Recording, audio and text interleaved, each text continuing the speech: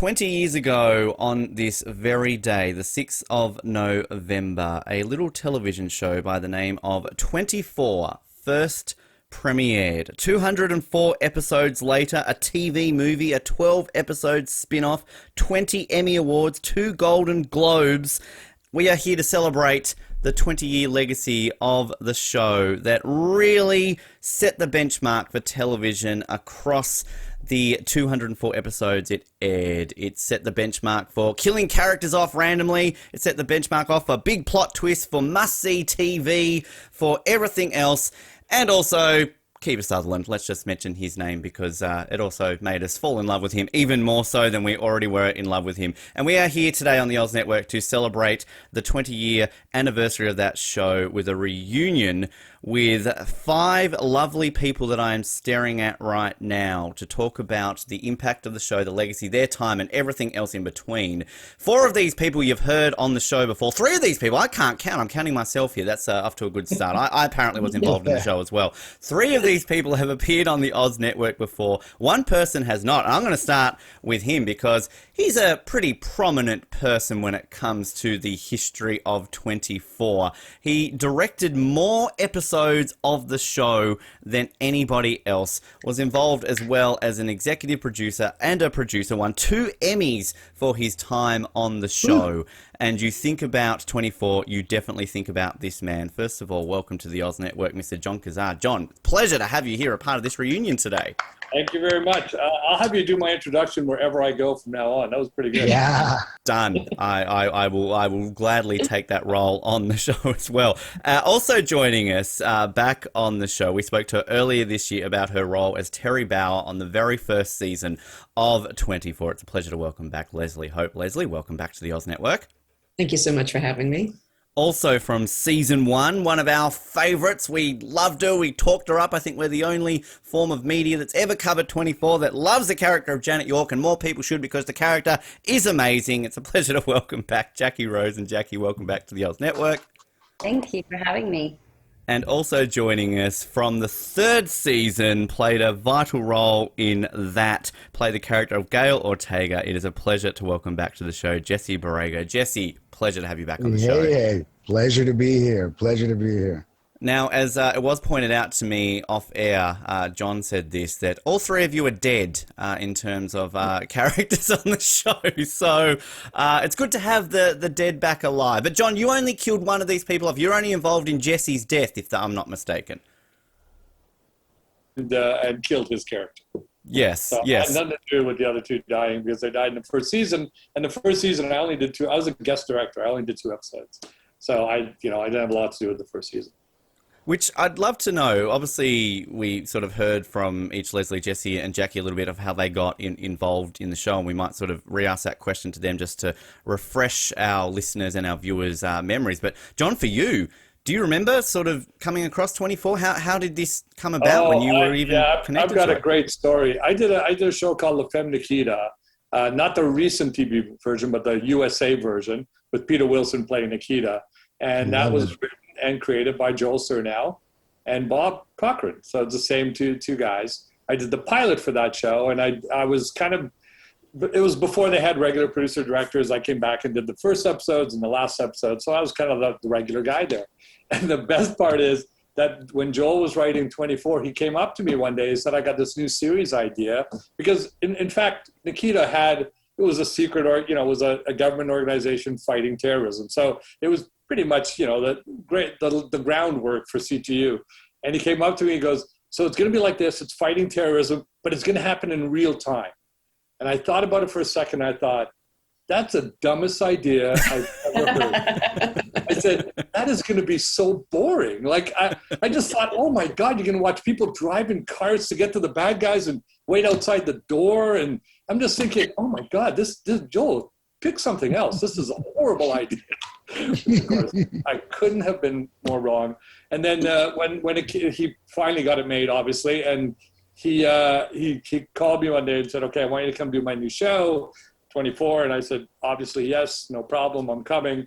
And then when I got there, he said, okay, because I'm a new producer with 24, they didn't let me pick any directors. until like, I think it was the 12th episode, 11th or 12th episode when I came in. And he said, so you're the first guy I picked. So don't screw this up. Because if you screw this up, they're not going to let me pick any other directors. And I said, okay, fine, I won't screw it up. It'll be good. No pressure already. So that's how I got involved. So I know Joel from way back. I've done most of my career between the Nikitas I did, directing 70 episodes of 24, and then doing 2 miniseries about the Kennedys with Joel, the Kennedys and Kennedys After Camelot. That's a good chunk of my career. Wow, definitely so. Leslie, refresh our memory. How did you get involved? You remember getting that first ever script for 24? I do. But the backstory for me was at the time I was trying to get a small movie off the ground as a director, sort of clawing my way in, and it all fell apart at the last minute. And I was so kicking the dirt and wanting to eat worms. And my manager at the time said, well, you should go, audition for this show. It might be pretty good. I was like, I don't want to go to a stupid audition with a stupid TV show. I'm so over all this stupid. Anyway, he talked me into it basically. And what I remember about it is I remember Sarah Clark, who played Nina, because she was auditioning in the same group of women that I was there with. And I remember Stephen Hopkins, who was our producer director on that show, vividly. And I also remember that they told me between one audition and the next to change out of my fat pants and put on something more flattering. I remember that. No wonder I hated auditioning so much. And I remember at the end of it that they segregated Sarah and I didn't know that she wasn't reading for the same part, off to the side and told everybody else to go home. And I felt more like they were going to kill us or something as opposed to give us the jobs. But that's what I remember about the initial process. Wow. I love this idea of fat pants. I don't know. Like, right? Yeah, that sounds very, very interesting. Jacqui, I love your story about how you got on the show, because you initially didn't go for the character of Janet. You could have very much been Kim Bauer, but there was a reason why you ultimately did not play Leslie's daughter on the show, and that had a bit of a reason to do with Kiefer, didn't it? Yeah, well, when I first auditioned, I auditioned for the role of Kim, and I don't think Janet was even was written, maybe just an idea in their head. But so I got pretty far into the audition process, and then I ended up, having the last call back, and then my agents calling me and telling me, well, you didn't get the job for Kim, but they're going to give you the role of her best friend. And they told my agent was like, okay, well, just wondering what's the decision behind that. And, they basically told my agent that if I was out to dinner with Kiefer, they would think that we were on a date as opposed to me being his daughter. Yeah. So I got the role of Janet, and I was extremely excited. I was 18 years old. I just moved from Australia, so it was a wonderful opportunity, and I was very excited.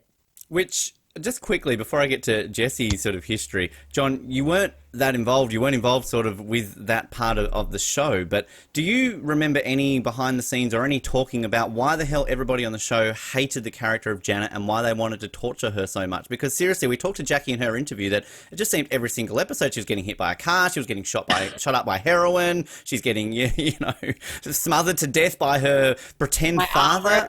Yes. Yeah, just like, what the hell I was... never thought about it that way, so thanks for pointing Me that neither, out. but I feel your pain, Jacqui. I feel ya.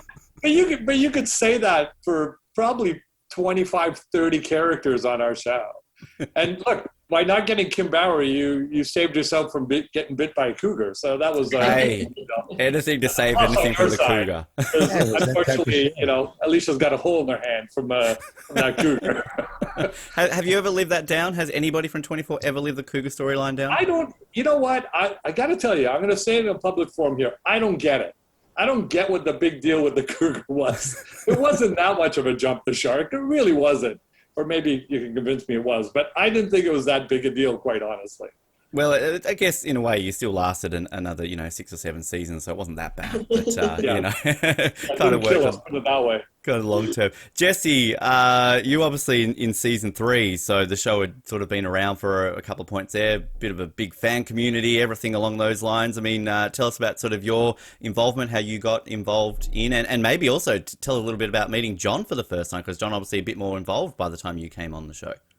Well, I was lucky enough that in the 3rd season of any show, I've been lucky with 3rd seasons. In the 3rd season of any show, they got to really kind of ramp up the next manifestation of any narrative.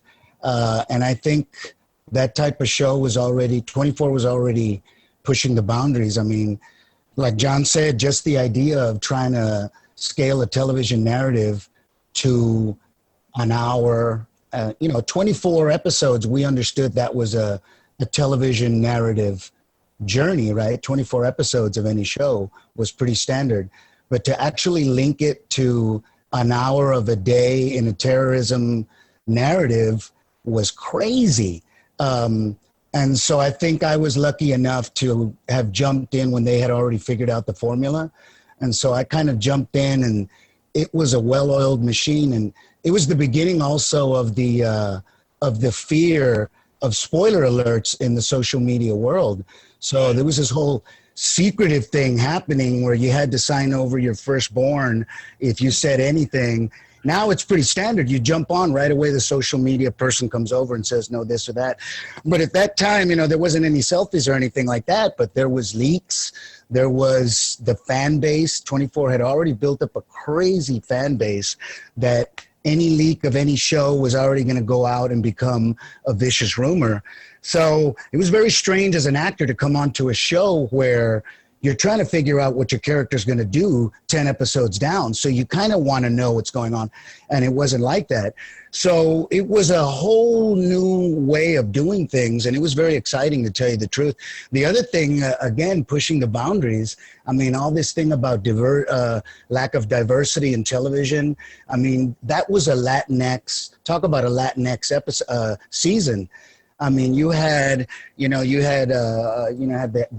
main director was Latino. You had, Zach Quinto was starting out, so he was in there with us. You had me, you had the whole storyline, where Jack was falling in love with a Latina.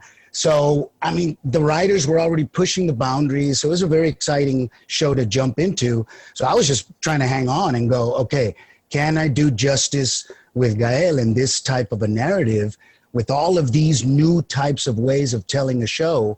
I didn't want to drop the ball.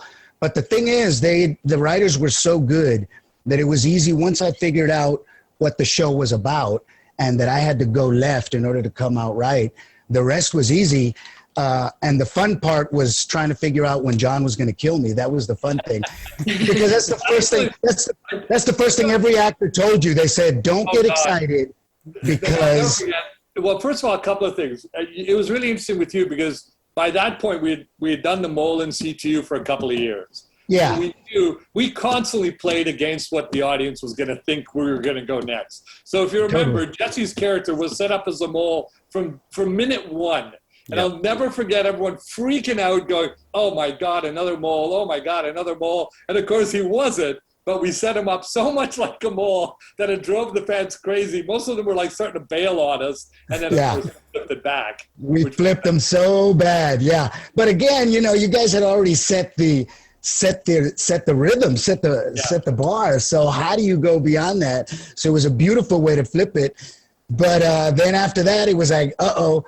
For a while there, I thought, you know what? The whole thing is out there, and I'm here safe in the office. Maybe I'm going to make it to next season. And then the script showed up where me and Reiko were going to go to ground zero, and I went, well, they're not going to kill this beautiful woman, this actress. But it was so great the way, and I think there was even still a doubt, because I think there at the end when we shot my end, you weren't quite sure whether you guys were going to flip it again and he was going to save it. So that's what was beautiful about working on a show like that. As an actor and as a creative, you're just like, and the good thing is all of the creatives, I mean, you're talking about the producers, the directors, the writers, they're talking to the actors about what's going to go on because they're in the gnosis and we're not. So they got to help us out before we get to the performances of everything. So that's what it was a lot of fun to work on that show. Well, you remember Peter Mcnichol was one of our guest stars or regulars. He was one of our regulars, and Peter by that point I think it was deeper, and I think it was season 4, I believe. And so by that point, he knew that people lived and died, and he came to set every single day, and looked at me and went, "First of all, am I the good guy or the bad guy?" I said, I don't know. We're writing these things. Well, I mean, we virtually wrote them one episode at a time. The writers didn't even know. But he always went, "I know you know. You're just not telling me, Cassar." I'm like, "I swear to God, Peter, I don't know if you're going to be a good..." Because first of all, we didn't want to tell anybody. We really tried to let it play out. Because if people knew, we'd think they would play it. They would play whether they were the mole or not. So we constantly kept actors in the dark, which is a very mean thing to do. But we really did write it. That's so much fun. No. Once you bought into the spirit of it, which is what right away you had to, because I didn't know what was going to happen next, then it was so much fun. And the best thing about Kiefer is that he was our standard bearer, man. So just watching him be there, be in the zone. And, it just made it so much fun. And really, Jon, you were having so much fun, bro. So I think that spirit kind of kept everybody in the... Now, the tough thing about that is that you realize that half of your... if you're in the entire season, half of your days are going to be night shoots. So it kind of jerks you right in the middle of getting into the rhythm of everything. All of a sudden you jump into the night shoots and you're kind of like discombobulated for a second. So that's what was so cool about that too, was kind of going like, this is a whole different thing happening here to finish this off. Yeah. Which is interesting because, I mean, Jacqui, basically your 6 episodes were all night shoots. I mean, you're basically starting off from midnight and then you're basically gone before it even gets day. So, I mean, you didn't even get to see sunlight, did you? No, it was all night shoots for me. Which kind of just going on what Jesse was saying there, obviously for yourself and Leslie starting from the very beginning, so it's obviously a bit of a different beast because you are literally there from day one. I mean, sort of looking back on it and so everything else that you went on to do in your career, Jack, I mean, how can you compare 24 to anything else, or was this such a unique beast that you were part of? It was definitely unique. I could tell, even just being so young, fresh from Australia, that I was a part of something that had never been done before, and it felt really exciting. The fact that there was an African American president, I mean, it was just, I just could feel that I was a part of something really exciting. And Stephen Hopkins was the director that I worked with, and he made it fun. And Kiefer was just so encouraging, and it was definitely a wonderful project to be a part of. One thing actually I don't think we touched on in your interview is the aspect of being Australian. Did Fox or sort of anybody try and help you to promote it in Australia? Because I remember it was on Channel 7. I'm pretty sure we got it about 6 or so months after it aired in the US, so it wasn't airing at the same time. But was there anything used to kind of, hey, look at this Australian angle. There's an Australian actress on 24. Let's use it to help. I went back to Australia and did some interviews and on the television and things like that. And I mean, I think Kiefer, the show was so successful that I could just play that, hey, I'm from Australia and I'm in the show, and I happened to be back there. So I was able to do some interviews and things like that. Leslie, of course, you from the very beginning, I mean, you were in the entire first season. Going back, we'll just sort of talk to Jacqui and Jesse there about kind of from the very beginning. I know you talked in our interview about how important it was for your career and everything on there. But I mean, again, 20 years later, where does kind of being on 24 still stand amongst everything else that you've done? Well, I think the real testament is we're talking about it, right? 20 years later. I've been in the business almost 40 years, and there's not many shows I'm talking about after the fact. So that's part one of it. But two, for me personally, well, and professionally, but certainly personally, I would consider it a highlight of my career and life. It was a really special time. As I mentioned to you before, I was kicking the dirt about something not working out, and I just wasn't really into acting. And that show in particular kind of reignited my interest and passion to try and do something. And like Jacqui, I mean, I had a lot of stuff come my way that was sort of, wow, what? I mean, forget a cougar, amnesia, rape, like I think I killed a bunch of people, like all this crazy shit. And every week it was like, well, you couldn't do that carefully. You just had to dive. And that was a wonderful reminder at that time in my life. I was probably, I guess, my mid-30s to take those kind of dives again. And Stephen Hopkins was wonderful as the producer director in setting that tone that we could do that. And I will say to this day, you know, I had an extraordinary relationship working with Stephen, but Jon was one of the guests for us. And Jon, I don't know if you know this, but Cassar comes in, and I loved working with Stephen, and Cassar comes in, and finally for me, there was a rival for Hopkins, right? Like somebody that I could really relate to, that actually spoke to me like I was an actor, and that I might have something to do on that day, whatever that scene was. And I also remember how beautifully, I don't know if you remember this, Jon, but I had to do some scene talking about Nina. Yeah. And I think it was about her the video camera, yeah. The video camera thing. Yeah. And I just thought it was the coolest thing how Jon shot it. Scene.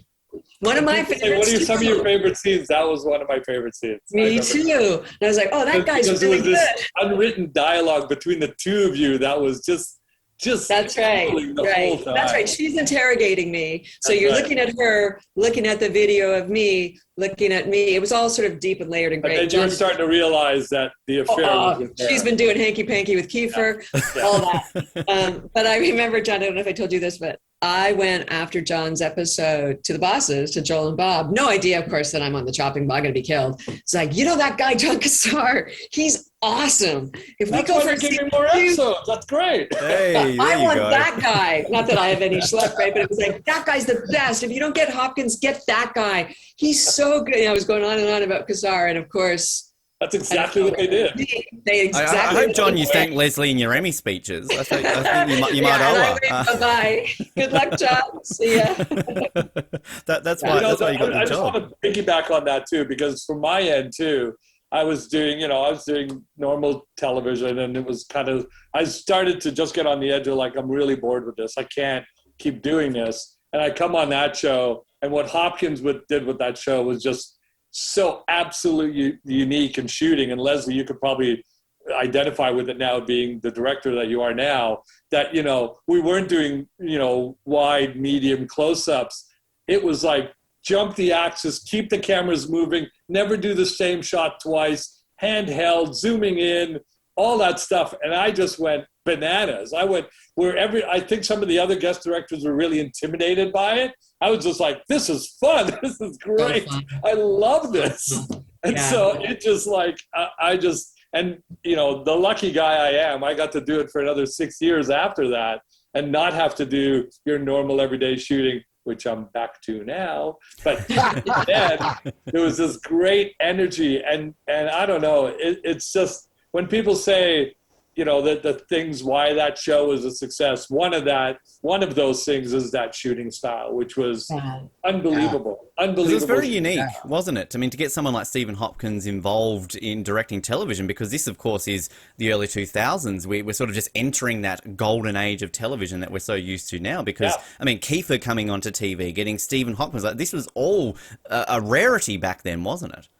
Yeah, and it's interesting because part of it, too, is that Stephen's a feature guy, and so he started, this is what I was told, that he started shooting it like a feature, and suddenly, looked at his watch and said, I can't do this in this time. This is ridiculous, because suddenly it's 8 days to do an hour, not 100 days to do, an hour and a half. So he just said, screw this, put the camera on your shoulder, 2 cameras, everyone shooting at the same time. And so it was kind of a little bit out of necessity. And so were the boxes. The boxes were because they cut the show, and I know this because the editor was my Nikita editor that Joel loved also. So he did the pilot, Dave Thompson, and he said that, they had so many phone calls in the show that they were so boring that they came up with, well, what if we put both faces up on the phone call at the same time? And then they started using the boxes for other things, but because people don't realize that no one in television does phone calls. Watch TV.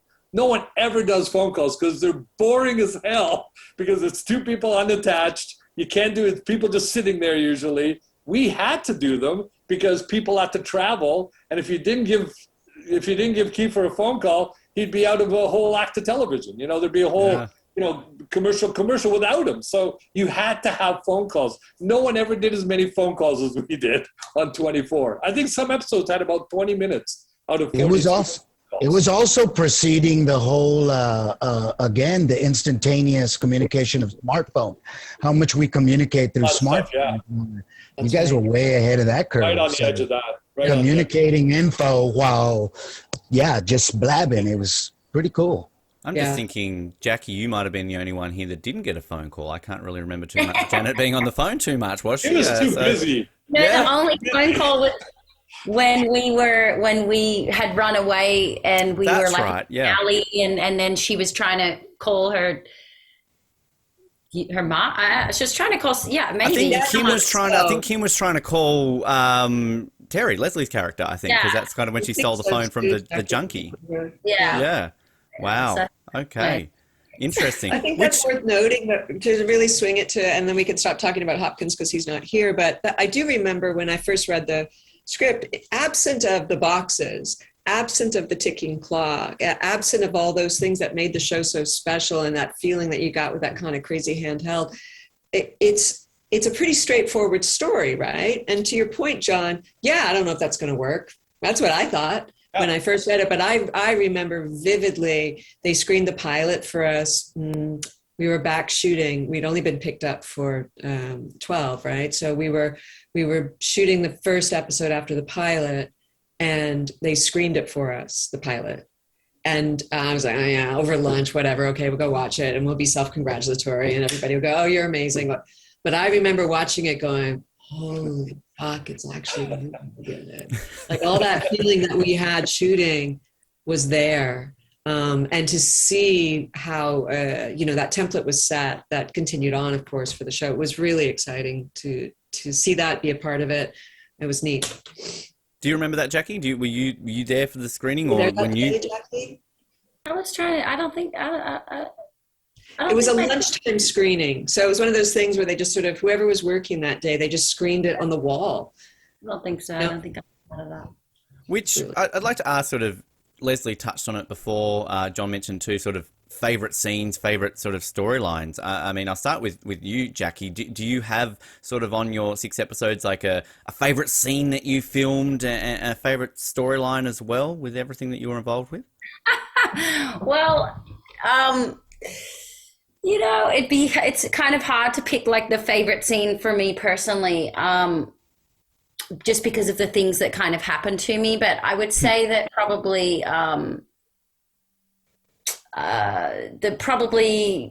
just the first scene that I shot, which was with Alicia, and I think we were just driving in the car getting ready. I think it was just because I was so excited. It was my first big job in America, and I was 18 and I was shooting a pilot, and I was in the car, and that would probably be my most favorite scene just because of how excited I was, and it was kind of the beginning of this whole new chapter for me. I'm sad there's no furniture store. Like we always like the furniture store. I think that's, again, as I think we said in the interview to you, I mean, that's just the happening place in LA in 2001. So where all the kids went, the furniture store, right? Yeah, furniture store deep in the valley. Yep, exactly. That's where it's all happening. Jesse, do you have a favorite scene and kind of storyline with sort of Gael that you had in your run? Well, it was such a fun character that it's hard to pick out one moment because he literally had 3 storylines. It was the whole first Mole storyline. So I loved working with the Kim Bauer character. And then, but I think to me, what I really liked in the whole show, especially that season, which is when I really became aware of the characters, is Kiefer's work in the dark moments when you're showing that he's got the addiction, because it was so brave of the writers and producers to kind of take this heroic character, right, and make him a flawed human being and dealing with this dark side. And so I thought that that's really where you saw Homie's genius as an actor, is when he was working that storyline in the character of Jack Bauer was really seeing him keep that storyline authentic through this big narrative, right? This hero narrative. So I really love watching him work and watching him do all that. But the other thing was being in that office with those crazy people. Mary Lynn was just taken off. Her first season. Her first Yes. season. She was hilarious. Zach, was coming into his own. Reiko was so wonderful. So I think we had a really good group there, and they were just, again, they were loving the work. So when you're working with actors like that in that type of a creative environment, it's just so much fun. So, just in general, the whole experience was a blast. Jon, you obviously touched a little bit about, that scene in the first season, one of your favorites. Do you have a particular one sort of across all the seasons, and even Redemption kind of, you're obviously involved in pretty much the whole run? Yeah, I mean, Redemption was great. Shooting in Africa, and that was, Bobby Carlyle, that whole little movie was really special. You had to direct a Bond villain. I mean, come on. Here I had Cherry Jones as the president. I had John Voight. I mean, it was like doing a feature. It was really, really great. And actually, one of my favorites is with Powers Booth and Cherry Jones. Powers Booth, rest his soul. He's such a great guy. And it was the scene where Cherry was coming in and Powers was about to leave Inauguration Day. And as the two presidents, or the soon-to-be president, Powers telling her about, all the moving parts and how you come in with all this great ambition and then you get, swallowed up by it all. It was just so beautifully written. And those two actors, I mean, come on. It's like, it was just a joy for me. And it's funny because, I was kind of like the king of action on that show. And that stuff to me was always easy. There's a formula to it. And it was kind of simple to do. To me, it was challenging when I had two actors in a room for 5 pages and keeping it interesting, especially in this show. I mean, in other shows, it was okay if it dragged a little. But our show, you couldn't. It had to have that same edge of quality to it that, that the action scenes and the tension scenes had, even if it was just two people in the room. And that's why the scene with Leslie and Sarah was also great. Because, again, it was a very static scene. But man, you could cut the tension with a knife in that scene. And this was the same thing. So those were the challenging ones for me. So when they worked, it was great. I also have to give it to Sean Callery, because those were also the scenes where I go, yeah, that turned out pretty good. And then Sean would score it. And I go, wait a second. That's like a whole other level of scene now. It's great. Dana Walden, the president of still now Fox and Disney at the time, I think when we did a big premiere of that, she leaned over and said, Cassar, what's your favorite scene? And I told her that one. And she said, mine too. Wow, fantastic. Leslie, do you have any other sort of scenes outside of that one that sort of were among your favorites that you... Yeah, I have... at the end of the first half of 24, the first season, when we didn't know if we had the pickup, there's a sort of a false finale. We don't know if we're doing the back 9. And it's a sequence in the helicopter. It looks like we're all going to live happily ever after or something. Did you shoot that, Jon? Was that you too? Okay. So I'm so crazy about helicopters, like in real life. I just think they're the coolest thing ever. And I remember being up in that helicopter thinking I had the best fucking job on the planet because I could be in a helicopter. My acting involves simply trying not to laugh because Keith was saying dirty things in my ear to try and make me laugh. So still going to get to the bottom of this, Leslie. You're going to let us know one day.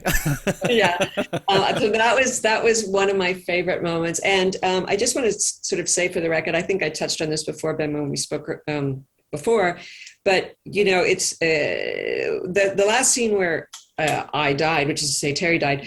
You talk about that's a sort of impactful scene, but I just want to say for the record why that is impactful is, of course, because of Kiefer. This character is not doing anything. I'm just laying there like a lump going, bleh, right? But it's what Kiefer brings and how he carries that whole season and this finale of this particular season and everything that he brings to that party. I mean, for me personally, to witness that kind of performance was a true privilege. I myself had to work on not crying. I was supposed to be dead and I couldn't react, of course, but I thought he was exceptionally good in that. And that's, for me, I mean, it's weird to say my death, but it's like that, watching him in that particular scene is what was one of my favorite moments of that show too. He was amazing. Which just on that topic, Jacqui, you've sadly got to leave us in just a moment. So I think I'll direct this question to you first, because as we said, each three of you died on the show. Tell us about, getting in that zone of dying. Jacqui, you're getting smothered by your fake dad. I don't know. I mean, you mentioned to us that was a stunt double, essentially. But I did. They got a stunt double for my death scene, which I was confused about. But I told them I could definitely do it. But yeah, are you disappointed that you didn't get to kind of have that opportunity to be smothered by Richard Burgi, essentially? Yeah, but they already made the decision, so that was it. Which but it in was anything, very strange. I know from my parents they couldn't watch that scene. It was too strange for them to watch that. But I can imagine, yeah. Which, I mean, did you in any of the other roles that you did go on to have in your career? Did you die in anything else? Was this kind of the most unique death that you had outside of anything else that you might have been killed off in? It's definitely the only death I've had, and wow. Most injuries. Are you still recovering? Broken arm, heroin into it, getting hit by a car, getting left in the street, getting yelled at by homeless people. Get off the street, basically, It was pretty intense. I think I shared in the other podcast when we were shooting the scene where I got hit by the car. We were in downtown. It was like the middle of the night, and it was scary, to be down there at that time, being a young woman. I mean, I felt safe because I had the crew and the director and everything, but it was an interesting perspective. And we were shooting in an old abandoned hotel. And at a certain point, people started throwing glass bottles out of, the 10th floor. Wow. And the ground did not smell too lovely as I was laying in the middle of the street in Los Angeles, downtown Los Angeles. But yeah, everybody on set, the crew, the director, everybody, even Kiefer, all the actors, everybody just made everybody feel so comfortable and supported and safe. What was it?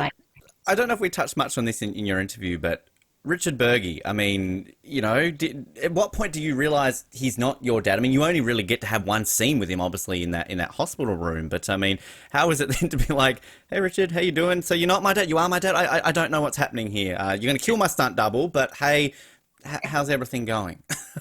Yeah, well, they didn't reveal to me. I did not know until very late, into the shooting that he was going to kill me and that he wasn't my father. So I think, like Jon was saying, you didn't want the actors to know too much because you didn't want them to, reveal that through the work. So yeah, it was only revealed way down the line. And I just remember the last scene I shot. They told me that if it was a vampire show, they would definitely have me back, but unfortunately. Did that ever cross your mind, Jon, to include vampires in 24 at all? Yeah, it's crossed everyone's mind. No, actually, it's funny because I'll never forget the conversations between seasons 1 and 2. Because after season 1, everyone looked at each other. The writers were like, "Well, we did that. Now what are we going to do?" So there were all sorts of ideas, and one of them, which would have been great for Terry, for Leslie, was that it was going to be like an ensemble piece. It'd all be the same actors, but they'd all be playing different parts. Wow. So it'd be like now it's like air traffic controllers in like one crazy night of air traffic control, or it was like emergency doctors with like a plane crash and they have to deal with like all these victims. So that was one of the ideas. So it wasn't even set in stone that we were going to go CTU. And then the other one that was huge, it was that one that was winning the way, and a prequel was the other one that was going to happen to make everyone look slightly younger. But of course, the problem right away with the prequels, you can imagine, is you can't bring anyone to the edge of death because know they didn't die because it's a prequel. So wow. You could have tortured Jacqui even more. Jacqui could have, I mean, this is just a thing for the Janet character that she just constantly is getting tortured all the time. So that went away, and then finally they said, I guess we could do another season of this. We'll try to figure it out, and they did for the next 5-6 years. Wow. I want to find out from Leslie and Jesse about sort of your death scenes a little bit more. But Jacqui, I realize you've got to head off in a second, so I want to give an opportunity to sort of ask you this. In terms of, looking back 20 years, legacy, everything of 24, I mean, first of all, two-part question. Can you believe it's been 20 years? And sort of going back to sort of what we talked a little bit about before, about how important being on 24 was for you personally and also your career in general. Well, no, I cannot believe that it's been 20 years. It's absolutely insane. I was 18 years old. I was so young. I was at this such an exciting time in my life where I just graduated high school. I'd moved to another country and I had a big dream. And this job was, I had a few jobs before, but this was definitely the job that I was like, okay, this is real. I manifested a part of my dream. And it's something that I will treasure forever. And I'm so proud to be a part of this show. And I just can't believe it's been 20 years. And so much has happened in 20 years. I mean, I'm a wife, I'm a mother, I have 2 kids. I feel like it's been lifetimes ago. And I just think of just how young and, you know, Alicia and I got to have a great relationship. She had just moved from Canada and we were very friendly and would hang out on the weekends as much as we could. And we're still in touch. And I just, I'm grateful for the experience. It was really, really an incredible experience from the directors, the producers, all the actors. It was just something that really I'll treasure forever. And I think for my parents it was like, okay, it's, you know, she booked a job. It's she didn't move all the way across the world for nothing at this point. They're obviously very proud of me. And yeah, I'll treasure it forever. It's something that I'll keep in my heart. Fantastic. There you go. Good news, Leslie. See, it's all right for your daughter to hang out with her. She's not that bad. See, right? She's not, you know, taking her out after midnight to furniture stores. See, like, you know, got a life together eventually. Jacqui, thank you so much. It's a pleasure to have you join us once again and reminisce and be part of this little reunion. So thank you very much. So nice meeting you, Jacqui. It was lovely to see you all, and thank you so much. I'm so honored. Thanks for inviting me, Ben. You take care. Not a problem. Not a problem. Jesse, I'm going to touch on your death. What's it like being infected with a virus and then kind of basically locked in a room to be let to live to die? And how does that compare to other on-screen deaths that you had across your career? Well, I never actually died on camera, so I'm still claiming that somewhere in an alternate universe, Gael made it. That's number one rule, isn't it? I mean, we saw that with Tony. Tony didn't technically die, and he came back. Yes. So, yeah. And, you know, there was no double. Unfortunately, I was lying there when they put the thing over my face.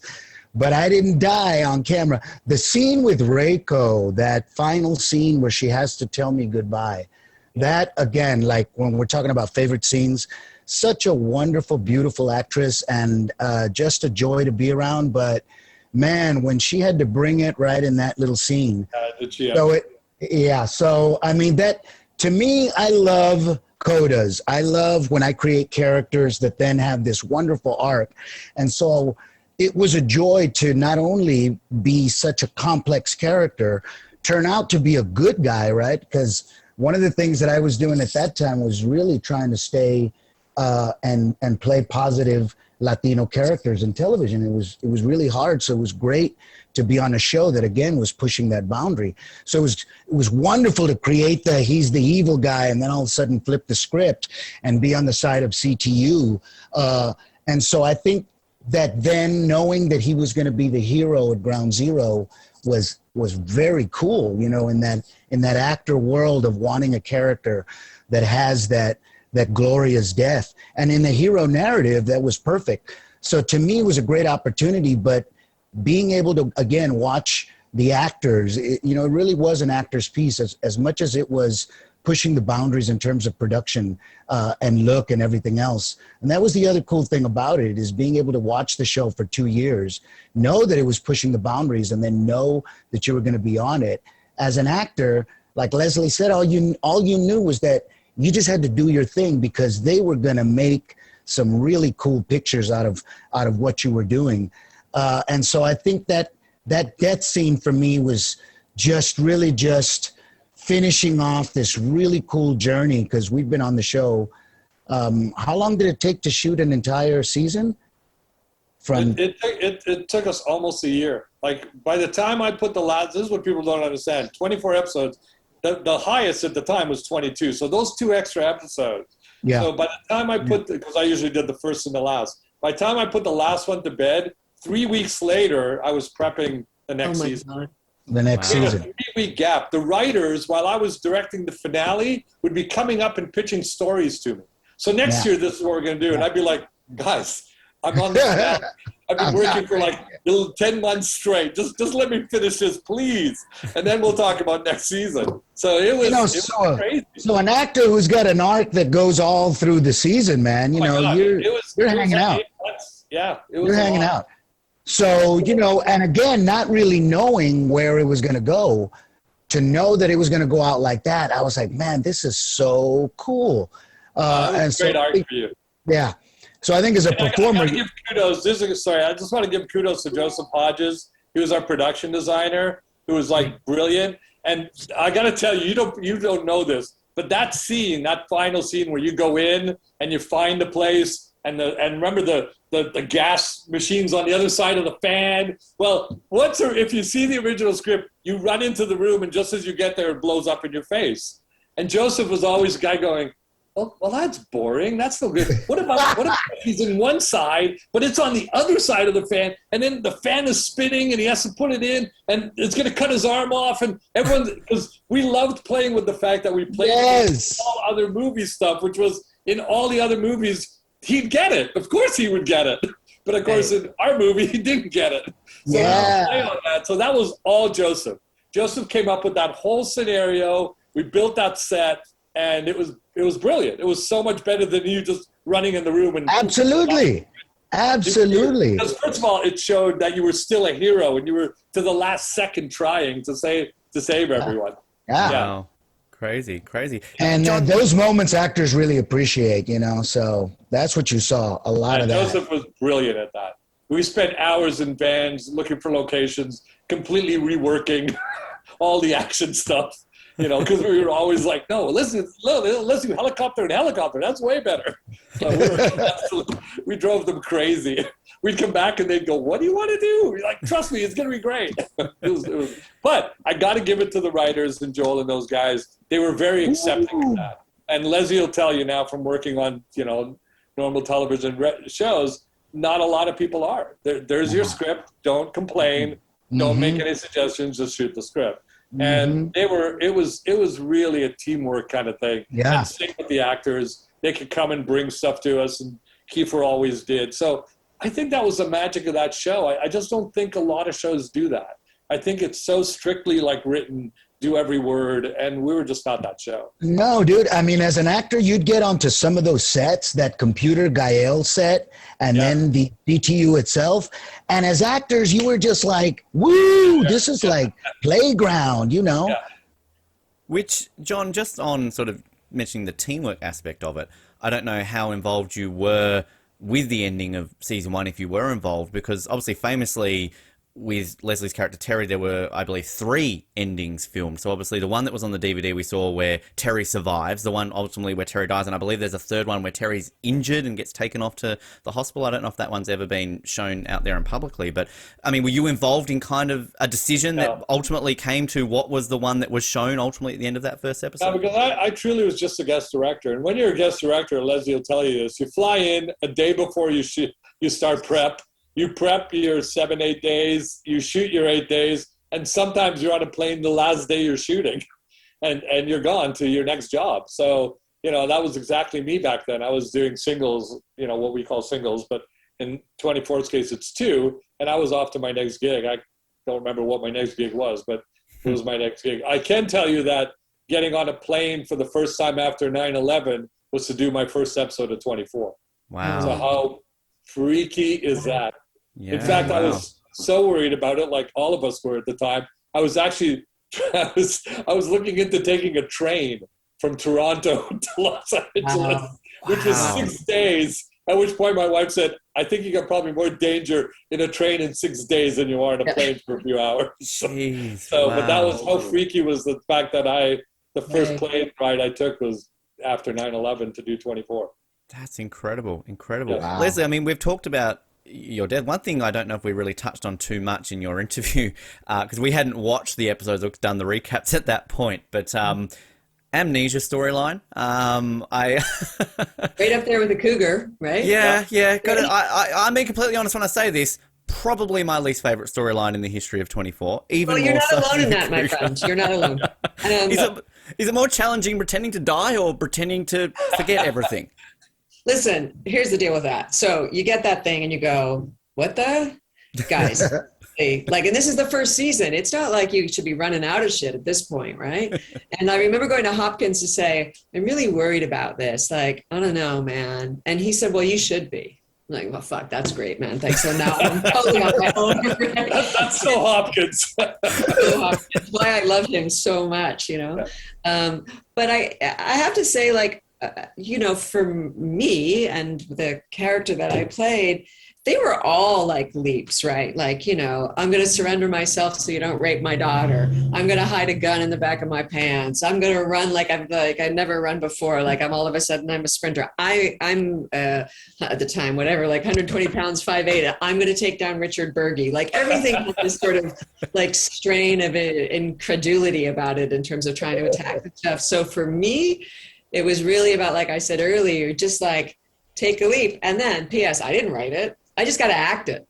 So the acting may be shit, but I don't think it's a bad notion to try that storyline per se. It's like, why not? Like, what, you think that's so unbelievable and some of the other shit is believable? Like, I think it was all, for me, all fine, no harm, no foul with that.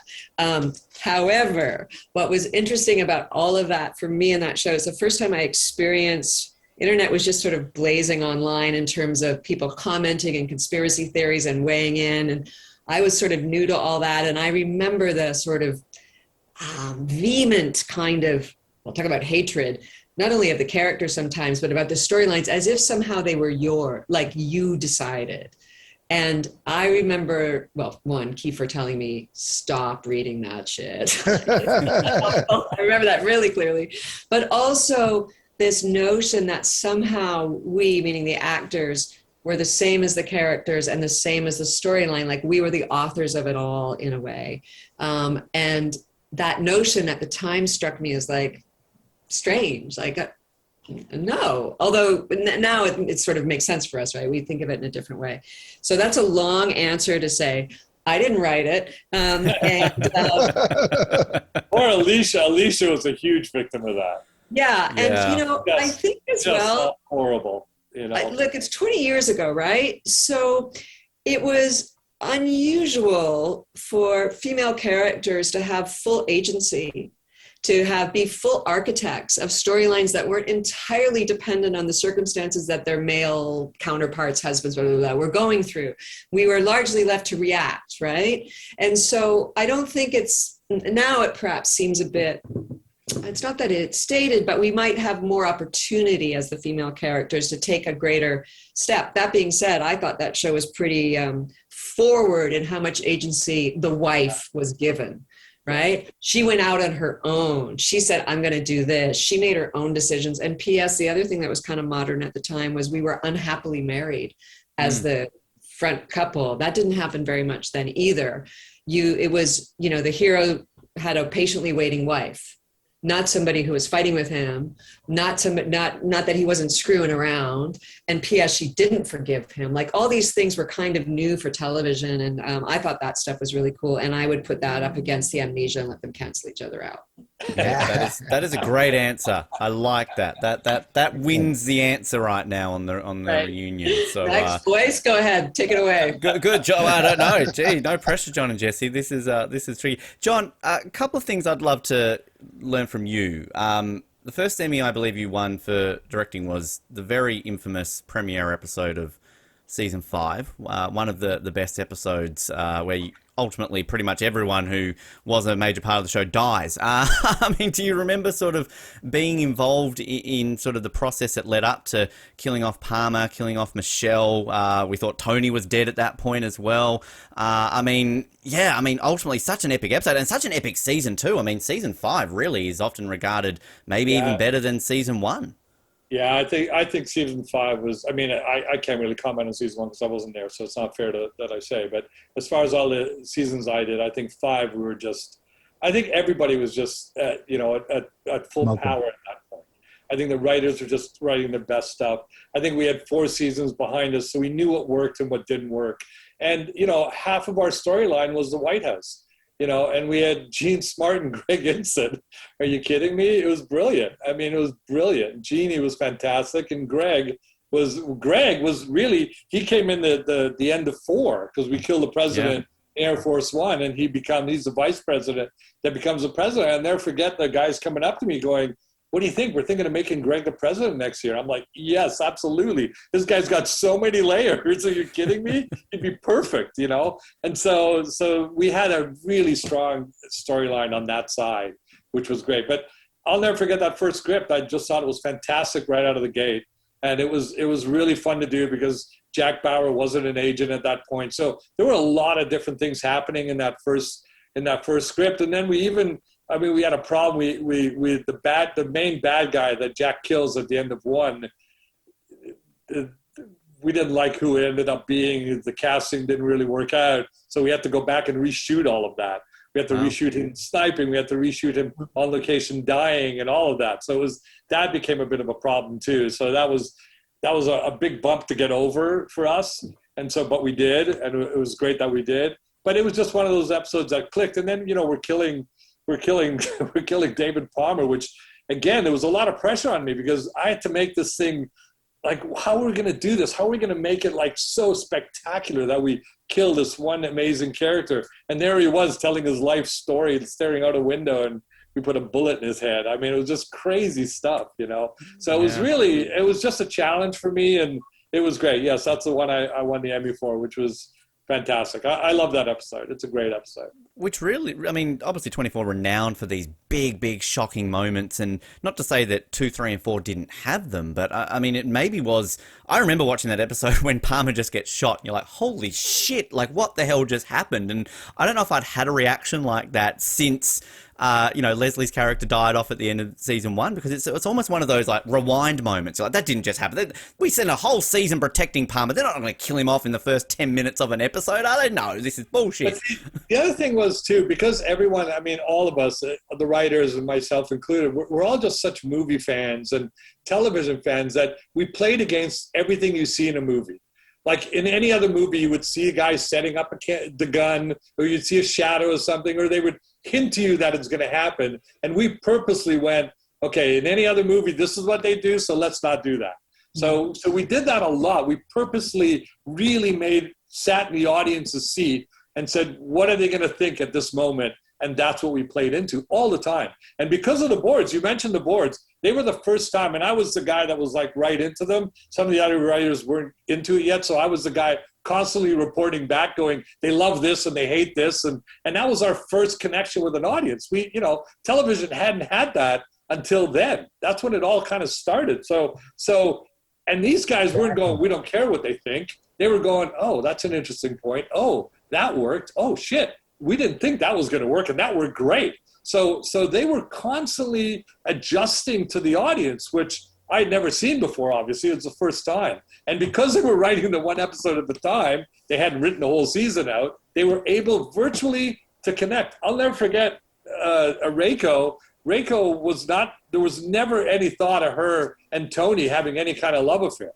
And we were doing a scene where they blew up CTU. And I remember, we blocked out the scene, and Tony's all in distress because I can't remember the character's name. She died. It was like the first Chloe. She died. And Rachel goes up and just about to touch him, and then she kind of walked away. And there was something in that moment, and they looked, and I went right up to the writer's room. I said, Tony and Reiko together. Start thinking about that. And they were like, what? I said, you birthed Michelle and Tony. Good. I said, wait till you see the dailies. I said, it's undeniable. Trust me, it won't be my idea. When you see it, it's obvious as can be. And so that's the kind of stuff that happened. And then we reacted to what the fans said, which again, I think more shows do that now, but at the time it was definitely, a breakthrough thing to do. Which I have to then ask. So obviously certain things get a bit of a cult following in 24. I'm thinking Cubby, I'm thinking Jack Satchel, I'm thinking the use of damn it every 55 seconds. I mean, those are little things that all of a sudden it's kind of almost like a bit of a nod to the fans then that people are commenting over Tony's mug and Jack's bag. Oh no, I'll never forget the drinking game for damn it. And then so Kiefer caught on to it. I told him about it.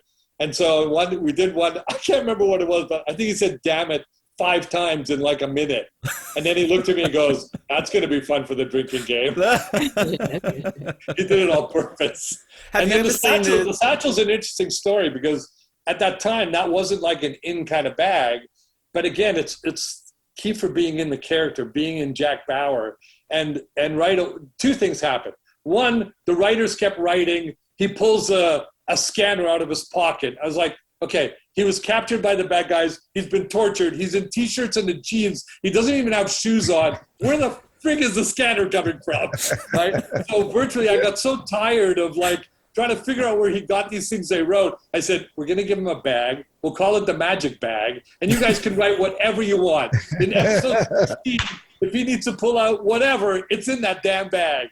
Right? Wow. So that's how the bag started. Wow. But then I had like a backpack thing and I had like all these choices for him. And looked at all of them. He's like, yeah, but how am I going to get a gun out? Like if I need to get a gun out quickly, like it's very smart. Like the thought process was if it's here, I could flap it open and there's the gun.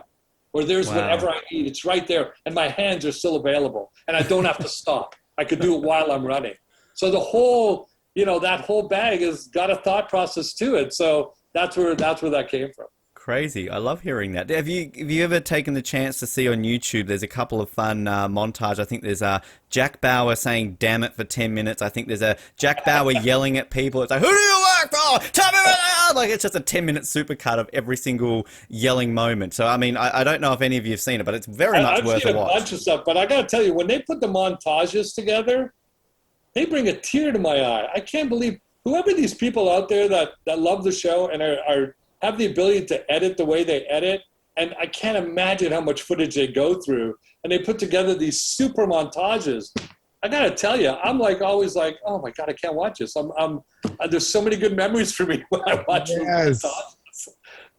Which I have to ask. We obviously ask this every time we've got someone on the show from 24 because it's always fun. And I know that Jesse and Leslie, you both shared some fun stories. And Jon, I'm sure you've got plenty of stories too. But Kiefer stories, fun Kiefer stories. Anything else, maybe, Leslie, from what you told us? I mean, again, please tell us what you guys were whispering to each other in that helicopter if you want to admit to this on the 20th anniversary. But any other fun? You've got to be absolutely high to think I'm going to tell you. Damn it, I know we should have brought some products into this, but any extra sort of Kiefer stories to share today?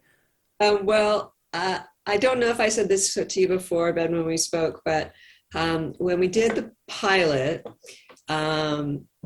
Kiefer was not at the high point of his career, right? He was considered at the time, everybody knew he was a good actor, but he hadn't been in, sparkly stuff for a bit. And I remember, we were smoking a cigarette, that we were hanging out back. So he's Canadian, I'm Canadian, Mia Kirshner's Canadian, Alicia's Canadian, John's not there yet, but we sort of feel like already we got away with something because we're all in an American TV show, but Kiefer probably not so much, but because of where he was at, I think in his career and in his life, I remember sitting out back with him and him, smoking a cigarette, him saying, so how you doing? And I said, I'm good, I'm really happy to be here. I said, I actually have to tell you, mostly I feel grateful.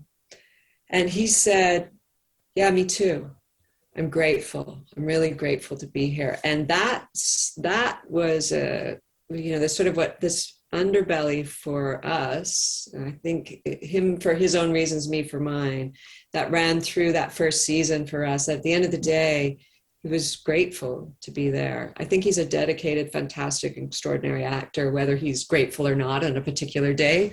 But in that season of television that I happened to share with him and witness, that was what defined it for me when I watched. Wow, great story, Great story. Jesse, can you top that? Leslie's really winning the answers on this. She's owning it. As always. I've got written notes, Yeah. No, Jon, this is something else. This is what you know it is, Jon. I think she could still tell us what Kiefer was whispering to her, because that's a total actor. She's enough to guess, and she's never going to tell you. Yeah, you're right, Jesse. You're on. That's a total actors thing, man, where we try to make each other crack off camera. I mean, and that's the thing about. See, I got started in television about the same time that So me and Kiefer kind of got, so we're about the same age. We kind of got started around the same time as young actors.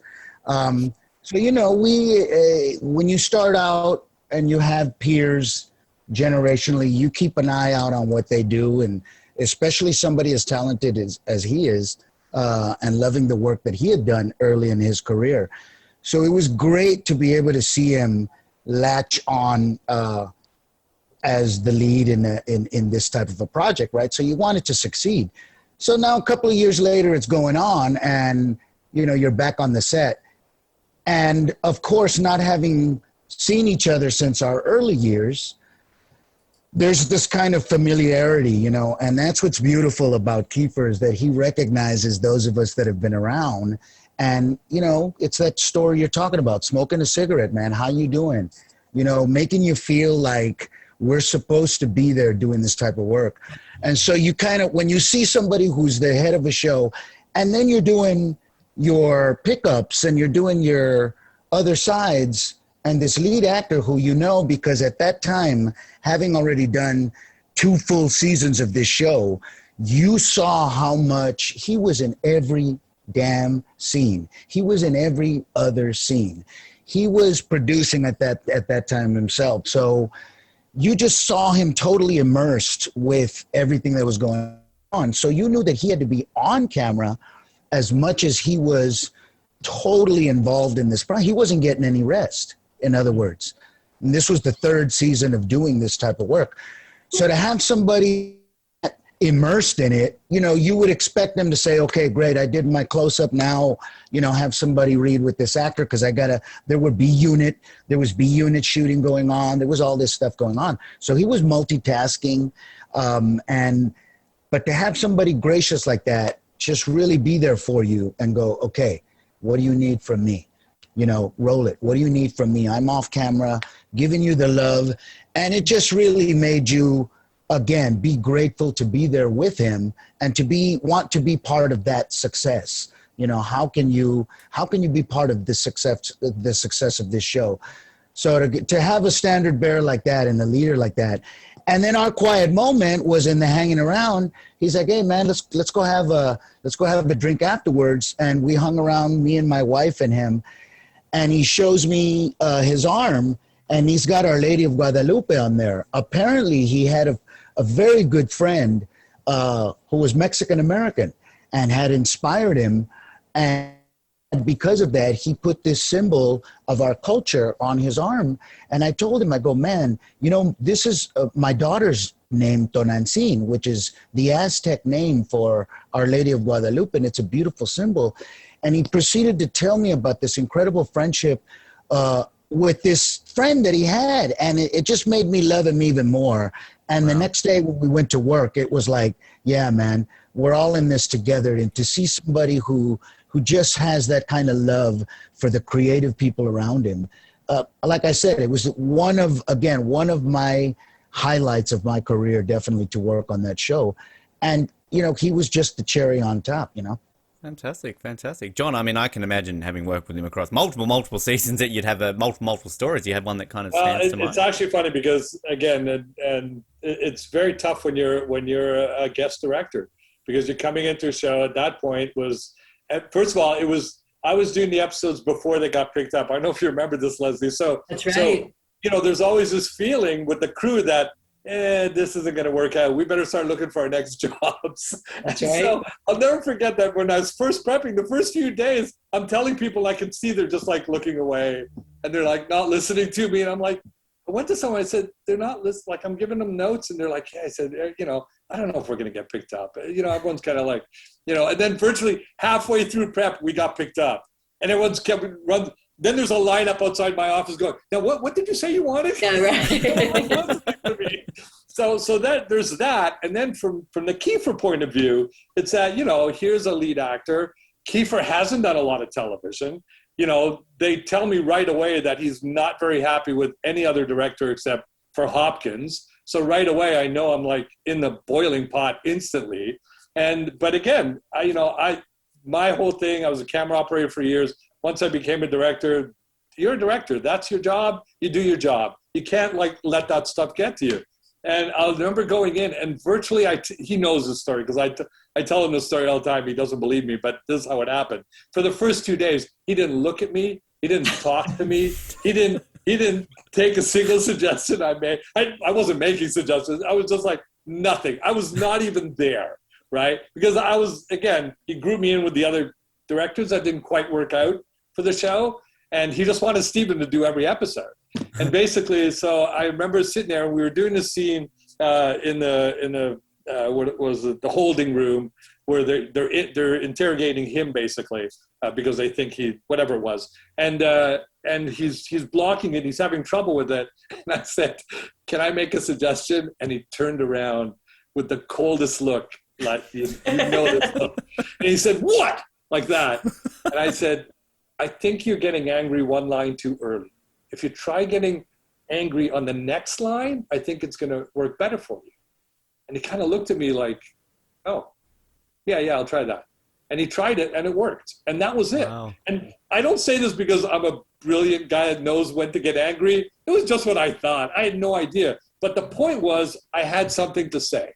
I wasn't just going to sit there and let him roll through this. I was going to direct. I was there to direct, so I was going to direct. And from there on in, it was like, look, I know why I got this. I know why I became producer director. He was a big part of why I became producer director the next season because we got along as well as we did and are still really, really good friends through all of this. But I'll never forget that moment because all he wanted was someone that knew that they cared. It wasn't just a TV guy coming in going, "Yeah, do what you usually do. Put the camera where you usually put it." Because as a camera operator, it drove me crazy. Like we were there trying to do our best and the guy would come in and go, "Yeah, put the camera where you put it. Yeah, the actors do what you usually do. Where do you usually sit? Yeah, sit there." And I always thought, man, I want to be a director so bad. I'm not going to be so complacent to just go, "Yeah, just do what you usually do. I'm going to come in and direct." And so I would tell him that story because I was in charge of like new directors coming in subsequent seasons. At the end of the day, we end up with Brad Turner doing half and me doing half. So we didn't have all these like, revolving door directors for Kiefer mostly and for the crew. But so I used to have to go to him and say, "Okay, now just be patient with the director. Try to just, give him a chance, give her a chance." Oh, there were no hers, unfortunately. No, give him a chance. Give him a chance. Don't, just don't count him out right away. It's a good guy. And I tell him the story. He goes, "That's such a lie. Why do you keep telling that story? I know for a fact that I loved you from the second I saw you." I'm like, oh, hell no. People don't forget. Directors don't forget actors not talking to him for 2 full days. Trust me, it happened. Wow. So he knows the story. I tell him all the time. I know he's not going to be upset at me. Great to hear that. Yeah, look, I don't know. It was the first actor. I mean, I'd worked with good actors up to that point, but he just went to another level for me. And the fact, like Jesse's saying, because he had all these phone calls, he would come in for 2 or 3 days in a row, sit in CTU, in the civvies and do all the off camera, not reading it at full performance, which was usually like up here because he was like out in the field panicking and doing whatever. And everybody else would, do their lines back and he would sit there all day and do his off camera. I tell that to people and they're like blown away. I remember other actors used to go, "Wait, why am I coming in? I'm only coming in for this. Someone else can read this off camera." Exactly. Number one is coming in, you're coming in too. Yeah. So that was our deal there, And working as hard as he did, dude, you would understand because he was getting work, dude. So it was like, well, you want him to be top shape when he has to do his on-camera stuff. So I wouldn't sweat him if he needed to take a break because it's a team. But he was like, "No, dude, I'm going to be there for you." We phased it out eventually only because it just became too much for him. And the fact that it wasn't fair, he'd have like, out of 3 pages, he'd have 2 pages of dialogue. Yes. It'd be like, cut the red wire. And but he wanted to do it. Yeah. But we did do it anytime it was an emotional scene. From there on in, we always did it. Anytime it was a scene that was more than just tech talk, they would be, whoever was on there, if you came in all day and sat there and did off camera, that was how we did that show. Great stories. Love hearing all of them. I've got to ask one fanboy question to you, Jon, which I don't know if you can give me the answer for, but this is something I've always wondered how close we got to this. Season 6, we obviously get the storyline around Jack's family. Now, James Cromwell ultimately plays Jack's dad. Was there talks with Donald Sutherland to come on board to play Jack's dad? And if so, how close did we get to having Donald Sutherland playing Jack's dad? Oh, I don't know how close we got. We did. It was happening. It was something we were going to do. We wanted it to happen. Kiefer wanted it to happen. I'm not sure if Donald wanted it to happen or not, and it fell apart. I think it was just probably his schedule more than anything else. Eventually, of course, I did my Western with Donald playing Kiefer's, father and father-son. So we did do a movie together, which is one that Kiefer put together himself. He wanted to work with his father. He wanted to give him a really strong role. At the time, Donald was like, he was on the marquee, but he had like 2 scenes, like in JFK. And so he wanted to give him like a media role where he could be in the whole movie. And he wanted to play with his dad. So, and they were great together, obviously. But yeah, it was very close. Very, very good to close. know. Okay, I'm glad that was, it wasn't just something that was overlooked there. Yeah, I want to get some sort of quick fire questions, which I'll direct to everyone here, because obviously I realize that Leslie and Jesse are only sort of in one season, don't sort of know how much of the eventual show you ended up watching. This is more of just a quick fire. Give me an answer what you think. Do you think Jack Bauer said damn it more often or killed more people across the entire series run? Killed more people. Killed? Leslie, so you say damn it. Jesse, what do you say? Yeah. I never heard him say damn it. You never heard him say damn it? Wow. Yeah. I would say I don't know. Do you have the number? Yes, I do. So he said damn it 145 times across the show's run. He killed 309 people. So, bit of a discrepancy. But 145 damn it. I mean, that's pretty darn good, Yeah, Jeez, but you know what people it would got have drunk. been if we were on streaming. It would have been something different, of course. Yeah, But yeah. that was his place card for what he really wanted. Well, to say. there was the season 4 or season 5 prequel when he was meeting the new CTU director. He said "fuck," didn't he? That was in one of them. So we did hear Jack say "fuck" once. They were only on the DVD, Yeah. and you can't believe the political hoops we had to jump just to do that. It was unbelievable. Wow, But crazy. He did get to say it once. Now, in terms of just the overall, season, I mean, outside of the Jack character, and again, Leslie and Jesse, if you didn't watch the whole series, relate this to your season. Who were your favorite characters, I guess, outside of I mean, Jack's the obvious one, but and you can say your own. I don't know if Terry's your favorite character, Leslie, by all means, vote for yourself. But did you have sort of any favorite characters across either your season or all the seasons? I loved Karina. I think her character's name was Jamie. Yep. And she, I think, I feel like she was killed before Jacqui, but I could have that wrong. Yeah, I think you're right. It was, No, she was near the end. She was near the end? Yeah.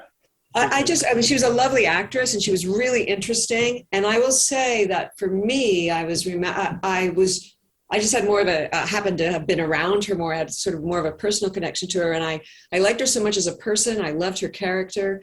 And I thought she was super neat. And she, for me, was the harbinger of things to come. Like, if they kill Jamie, shit's going down. I think somebody else besides me, of course. But yes, that's going down, yeah. Jesse, do you have any sort of favorites on your season?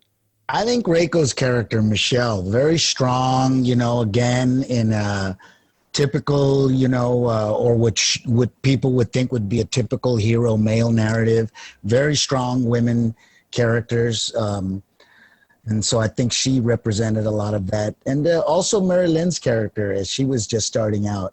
And I was lucky enough that was the first season of that character. And she was trying to find it. So she was hilarious.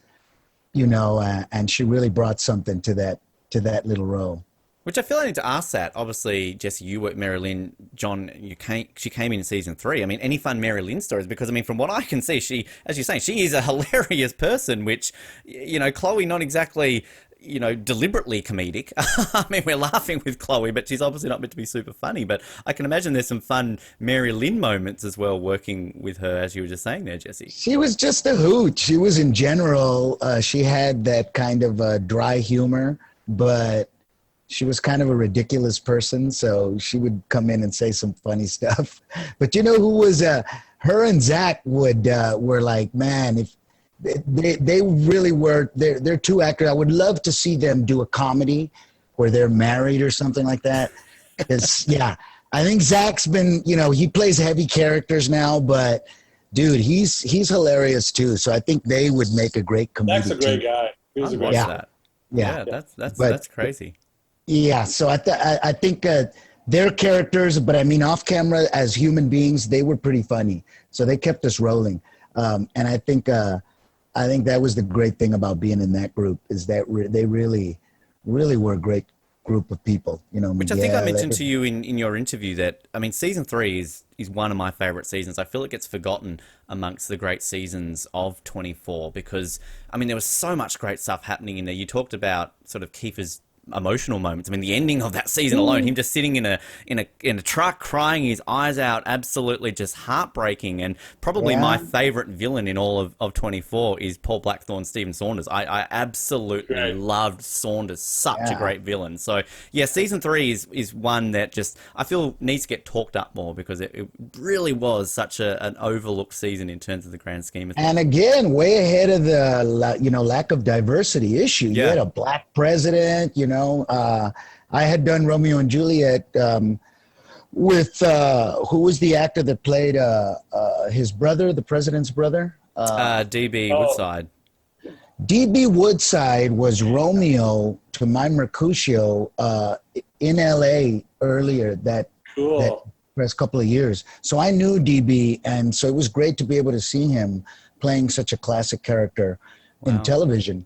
But just the beautiful diversity in that whole episode. It was so beautiful, and I think that was kind of way ahead of the curve. 2003, nobody was thinking about that at that time. So talk about pushing the boundaries of television. Great point. John, favorite characters? First, I got 2 great casting stories on both those people. So Mary Lynn comes in for a meeting, not an audition. She comes in for a meeting, and I'm there with Joel and a couple other producers, and we have this great conversation. Joel brings her in because he loved her in the Adam Sandler movie. He saw her in that movie and brought her in. And we talk a little bit, and he's just talking. And he looks at her and he goes, "You've got the part." And she starts to walk out. She turns around. She goes, "What is the part?" Joel virtually looks at her, and this is a true story. He goes, "I'm not sure. I haven't written it yet. You've got it." Yes, exactly. Wow. Swear to God, that's a true story. And the other one was that Reiko auditioned for Kate Warner. She never auditioned for the part she played. So, and what they do, and these guys know this, it's testing. They do these tests when you're down to like 2 or 3 people. If you're down to like just a few people for the part, and you go to the studio, and there's like 20 executives sitting there, and you have to do it once perfectly in front of them. It's like the dumbest system ever. And it was her and I forgot the actress's name, but she was going in for Kate Warner. And so, the other actress won Kate Warner, and she lost out. She was going home without a part, and we all got together and went, "We love this girl. We love Reiko. We got to give her something." And they wrote her. Well, it worked. It worked, Michelle. Right I mean, on. amazing so she character. never even auditioned for Michelle. Wow. She only auditioned for Kate Warner. That's crazy. Michelle was written for her after we saw. Again, that's what was so nice about the way these guys worked. We worked it like that all the time. We knew she was talented. We liked, what she was doing, and we just wrote her apart. And same with, same with Mary Lynn. Mary Lynn had a very tough first day. She's not really a trained actress. She's a comedian. And her first day was with Kiefer, who was jonesing for drugs because he was a drug addict in that thing. And he was the angriest human being on the planet in that scene. And she just melted. She wasn't ready for that. She wasn't anywhere near ready for that kind of performance and to try to keep up with that. And he virtually ate her alive and spat her out. And she was like, she was just in tears at the end of the day. And I went and looked at her because she wasn't ready. She wasn't prepared. She didn't have her dialogue down. And I looked at her and I said, "All right, that's a lesson now. From here on in, be ready.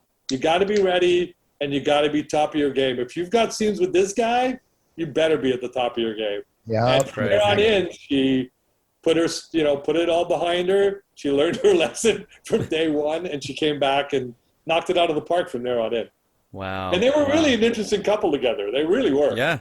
Totally. Well, I mean, Dynamic between the two of them. dynamic duo by the end, right? I mean, essentially, you know, we all obviously fell in love with it. John, you mentioned sort of working on season 5, but do you have other sort of favorite seasons, be it for the storyline, kind of just memories on working them? Well, 2 was my first season, so I really dug 2. I thought it was really fun doing that season.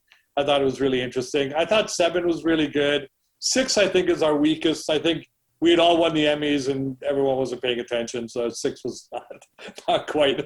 Although I read every once in a while, hey, try 6, it's not so bad. So I guess The first 4 episodes were good. I suppose, I don't know.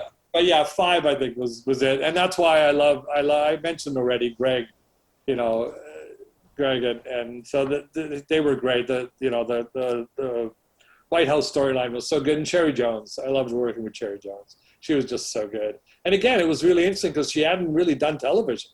And so she was like, John, you're going to have to help me through this. I'm like, all right, Cherry Jones. This actresses never like stand on this planet. But sure, I'll help you through it. But it is different. It's not like doing theater. It's not like doing movies. It's its own beast. And it moves at a pace that is very different than the other two. So you know, but she you know, she got into it pretty quickly. She found her way really quickly. You talked, John, before about sort of the involvement with the fans. I'd love to hear from Leslie and Jesse, best fan interaction over the years, be it something that has been sent a message to you online or you've bumped into somebody who recognizes you. I mean, Leslie, kind of think of any great fan interactions you've had from 24 fans over the years? Well, I had never had to deal with that before. I mean, I'd been a working actor but I hadn't really been in that. Television is just a different beast in terms of recognition, and that show had a kind of gaining recognition. So just when I thought I was kind of out of the woods, it was starting to, pick up a lot of steam. It didn't really do that until after the first season, and then people I think went back to it in the DVDs and blah blah blah, and okay, on it goes. But I do remember somebody coming up to me at an event once and saying, you look just like that woman from 24, except she's way older and more tired looking than you. Thank you. I think kind of a compliment. Wow.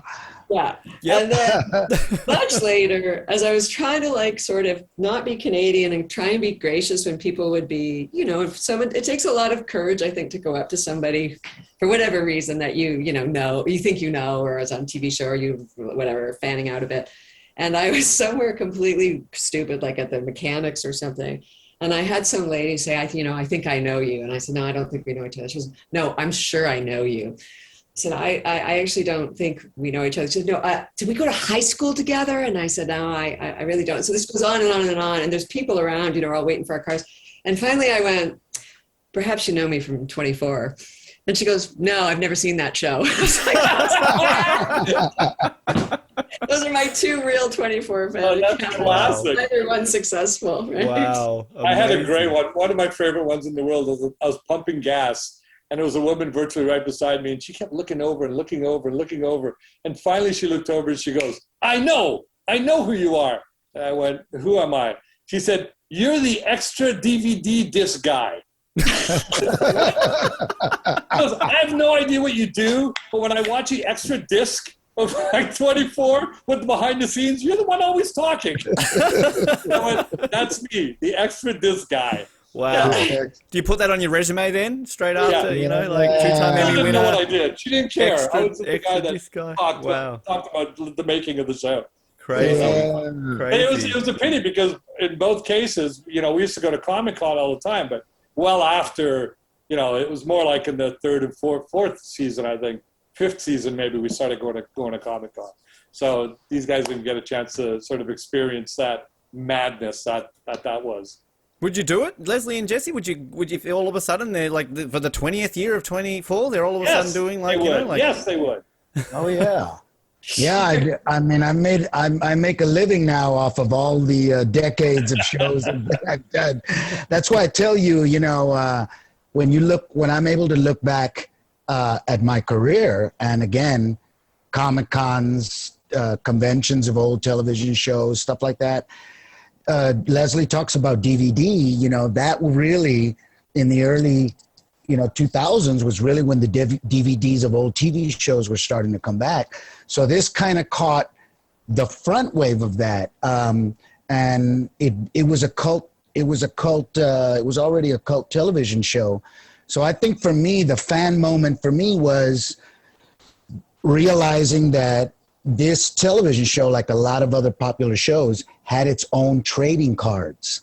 Yes. So when I saw the 24 trading cards and Gael Ortega was on there, that's when I went, okay, I made it onto another hit franchise. So I just counted myself lucky and went, you know what, if this thing goes for another, 6-7 years, and then it won Emmys. And I said, so I knew, like, Leslie hadn't realized, I already knew from being on a successful television show in the 80s that there was life after death. And so I said, okay, wow, this thing that I did a couple of years ago just won an Emmy. It's still going. Oh, I'm set. I'm going to be able to live off 24 conventions. You're done, yeah. So, Random Australian podcast reunions. So we're like, and now we're called legacy content. So now in the streaming world, we're going to be reinvented again. So it's like, man, it's beautiful. So yeah, conventions, bring it on. 24 conventions. I've got a great story too. With I think it was year 4. Nestor Serrano was year 4, right? In Shore. It was that episode. Yes, he was. I think it was 4. Well, when Nestor came on, by that point, everyone was feeling this. All these actors were feeling like they couldn't walk outside without being recognized at 24. Mm-hmm. And we were talking about it one day, and I told him that, and I said, this show, I'm just going to tell you right now, just being on this show, and I told him this, and I remember his reaction was very kind of blank faced. And I bumped into him 2 years later at some event, and he came up to me right away. He goes, do you remember that time that you told me that I was going to be? And I thought to myself, dude, do you not know who I am? I've been in theater for 10, 15 years. I'm the king of theater. I've done big movies. Do you think your little 24 show is going to make me more recognizable? And I said, yeah, you kind of had that look like, you looked at me like, what the fuck are you talking about? He goes, holy fuck, were you ever right? He goes, I couldn't walk down the street. He goes, I couldn't walk down the same streets I walked down in New York when I was in the hottest play in New York. Nobody. And I'm on that show for one season, not even a full season, because I think he dies too. And he said, unbelievable. He said, I apologize for reacting that way. I had no idea. That is crazy. Yeah. Isn't that crazy? That shows, a question I was going to ask in terms of just the legacy, the impact of this show.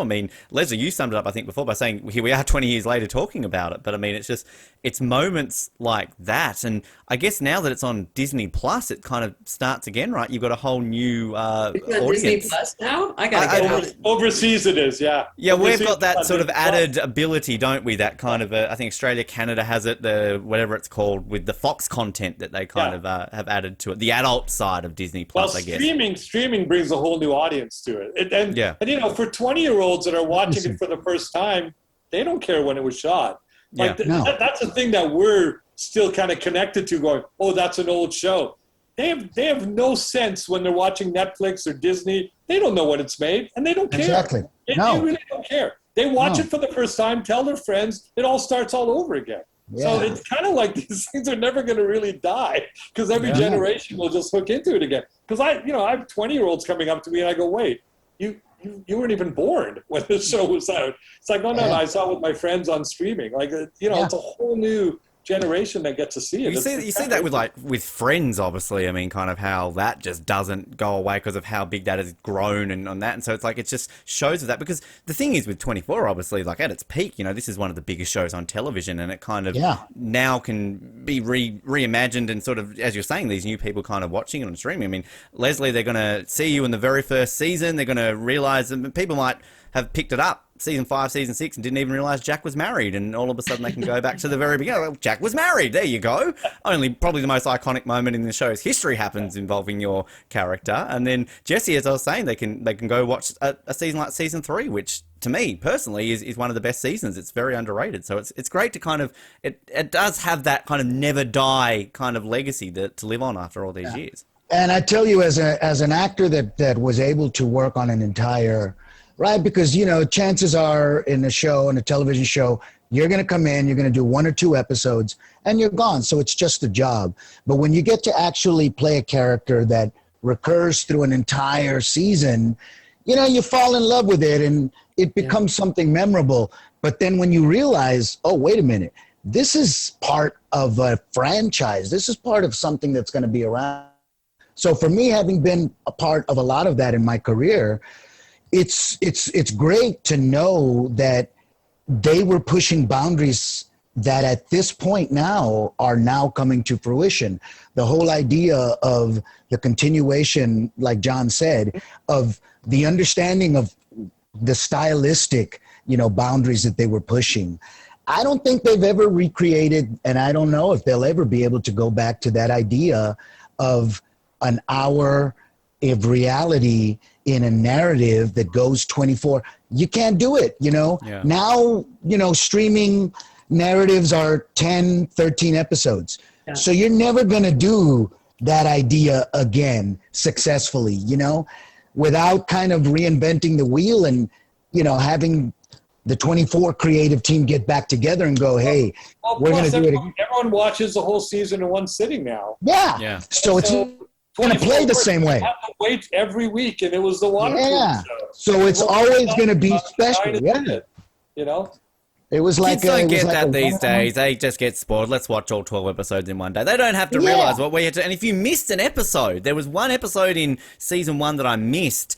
And Oh, I no, remember yeah. just coming back and going like, "Fuck, what the hell is happening?" Like, I don't know. I actually think, Leslie, that was one of the Amnesia ones. So maybe I didn't miss half as much there, but Yeah. it was still kind Maybe of like, you just forgot it. yeah. Well, hey, I was really into the Terry character. I felt kind of her pain, but like that's the thing. You don't have that anymore, do you? And that's what made 24 so You unique. can watch anything, anytime. It's very different. Which I have to ask too. You know, you talked about the DVDs. Here's a little fact that people don't realize.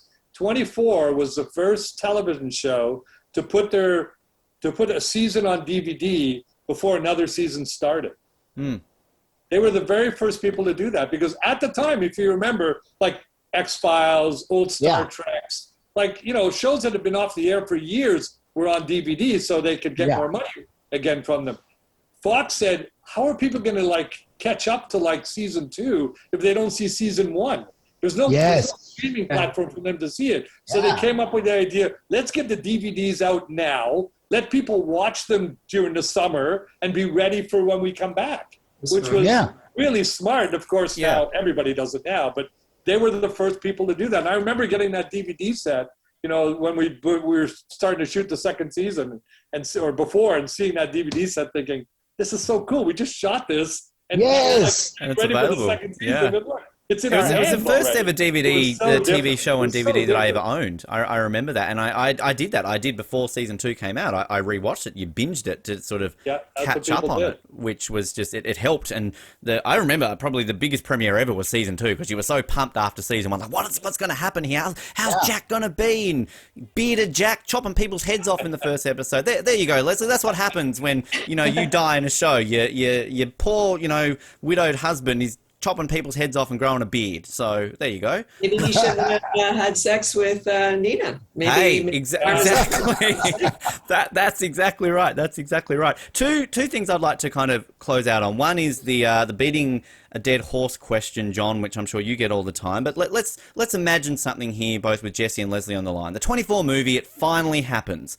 But let's go prequel. Let's involve Leslie. Let's involve Jesse. Like, what world are we seeing in a 24 prequel, do you imagine, Jon, if we ever get a movie off the ground? Or even if a reboot can come again for about the 5th time, I think they've rebooted 24 then. Well, if it's going to be a prequel, I guess we're doing a lot of CG. It look 20 years ago. Which, by the way, you can do now. It's not that hard to do. Look at the Irishman. Yeah. Well, first of all, it's really interesting because if you remember the last Die Hard, that was supposed to be, I don't know if a lot of people know this, that was supposed to be a Jack Bauer and John McClane film. I've heard that. That was written as a 24 Die Hard sort of film together. And if you notice, it ends up being John McClane's son, and his name is Jack. Wow.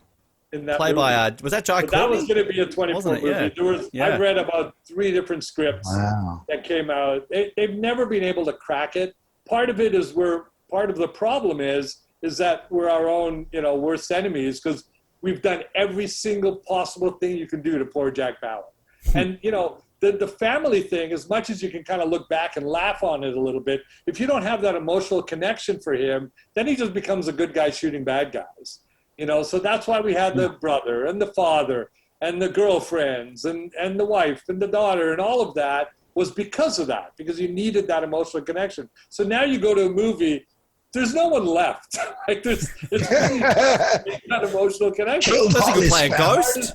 That became the hardest part of the whole thing, unless we do a twin brother, and maybe that'll really jump the shark. But so Vampires. I'm not sure. They talk about it all the time. They talk about a new season. If I get another fan on 24, I've even put out a thing saying, please stop asking me. It's not my show. I only directed it. I have no idea. I said, you will know when I know. If I'll know when you know if there's going to be a new season of 24. I have no idea. So, Which Leslie and Jesse can take it on board then. Go on, you guys. I think you're just going to have to be happy with the DVDs, everybody. keep watching. Listen, I think it was served best the way they did it. Yeah. I myself am not clamoring for a movie version of what was so quintessentially, to me, TV of that era, right? Like I don't know that. I think what they made was awesome, and I wouldn't go back and mess with that. That's my take on it. I'm with you, Leslie. Good answer. Jesse, you're involved in Dexter. Dexter's about to come back. So, kind of these shows that you were involved in, you never know. You might be the lucky charm if John and Leslie change their mind. Another franchise. Well, the thing is, it's always, to me, a lot of it is motivated by, of course, intellectual property, right? And being able to, but I'm with them, man. Once you hit the mark, you don't necessarily want to go to the well too many times unless you come up with something. I think it shouldn't be a prequel. I think it should be Jack Bauer in the here and now.